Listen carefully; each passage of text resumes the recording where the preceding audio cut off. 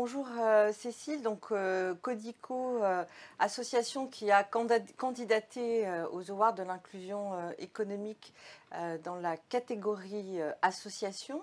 Est-ce que vous pouvez nous présenter l'association et son activité? Bien sûr. Donc, Codico, c'est une association qui est née en 2016 et notre mission, c'est de favoriser l'insertion professionnelle des personnes réfugiées en les emmenant vers l'emploi ou la formation professionnelle, mais c'est aussi de permettre aux salariés qui vont les accompagner de changer le regard et de montrer que finalement ces personnes réfugiées, elles sont porteuses de talents, de compétences et qu'on a, voilà, que c'est une opportunité pour la France et nos entreprises.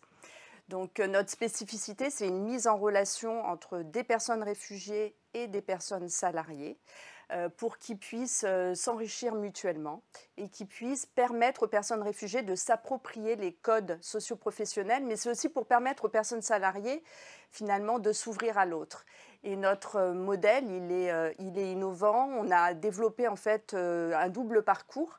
Un parcours de mentorat où on met en relation une personne réfugiée avec une personne salariée et ensemble ils vont travailler pendant 5 mois à la réalisation du projet professionnel. Qu'est-ce que ça veut dire? Ça veut dire qu'on prépare des candidatures, qu'on prépare des entretiens, qu'on cadre le projet, qu'on crée des opportunités de rencontre grâce en fait, au réseau de la personne salariée. Mais c'est aussi un parcours collectif qui peut aller jusqu'à 150 heures sur 6 mois. Et là, ce sont des ateliers où on va leur permettre de découvrir un peu ce qu'on appelle les outils de la recherche d'emploi. On va leur proposer du coaching, on va leur proposer des cours de français, des stages d'initiation aux compétences numériques. En fait, toutes ces petites choses qui sont très complémentaires et qui vont permettre à la réalisation du projet professionnel.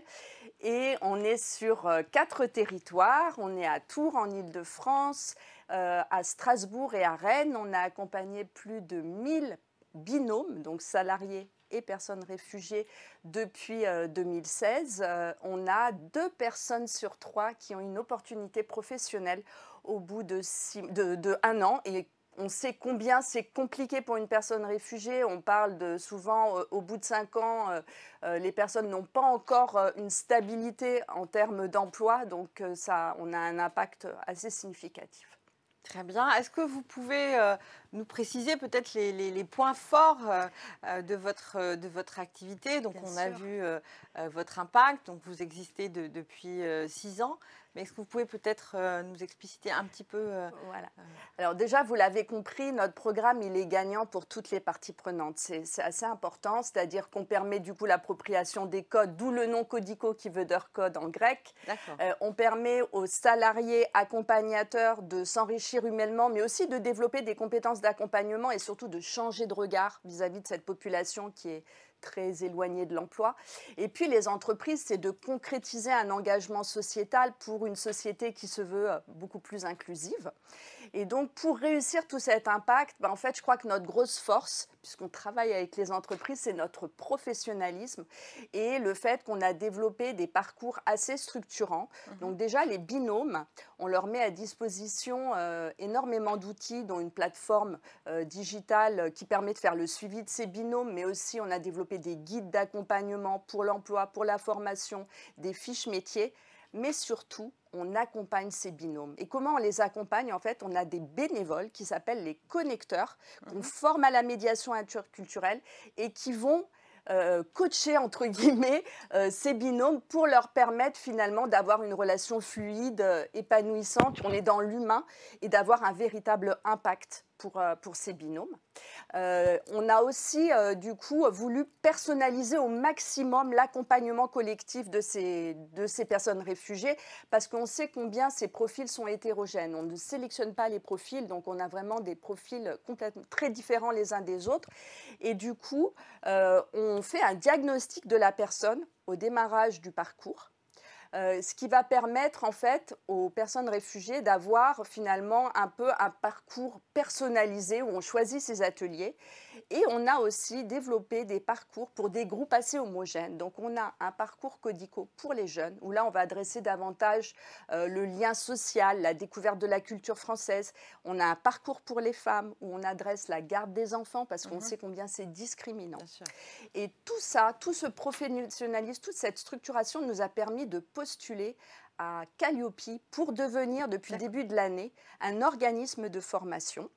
Et du coup, avec cet agrément, cette reconnaissance finalement de notre professionnalisme et de la qualité de notre accompagnement, on a finalement l'ouverture des possibles. Et ce qu'on veut, c'est vraiment sensibiliser au maximum les entreprises, pas uniquement les entreprises partenaires de Codico aujourd'hui, mais demain de proposer en fait des formats de sensibilisation de ces entreprises qui vont du recrutement jusqu'à l'accompagnement dans l'emploi, avec soit des formats en distanciel, soit des formats en présentiel, ou alors des formats aussi plus ludiques, plus pédagogiques. On a développé notamment une charte de la migration.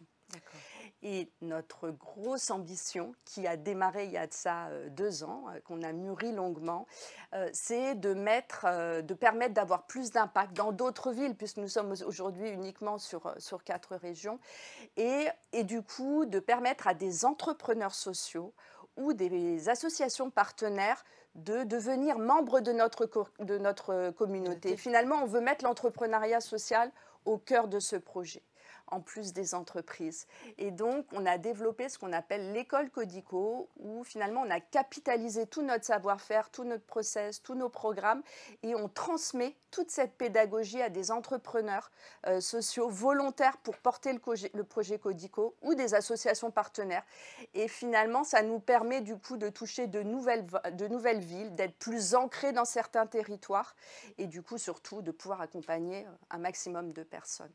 Voilà, donc ça c'est un gros projet. On prévoit d'ouvrir d'ici 2026 6 franchises sociales. On en a 3 qui sont là en études et qui normalement vont se lancer en fin d'année à Bordeaux, à Valence et à Montpellier.